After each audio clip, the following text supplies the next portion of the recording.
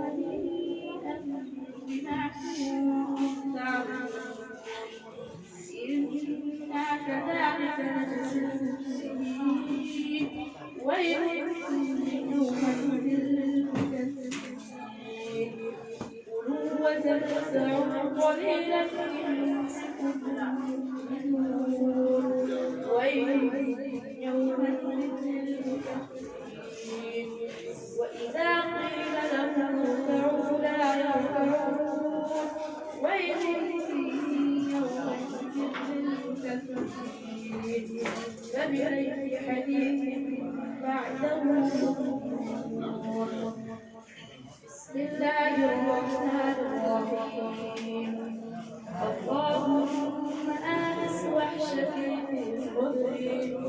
اللهم ارحمني بالقرآن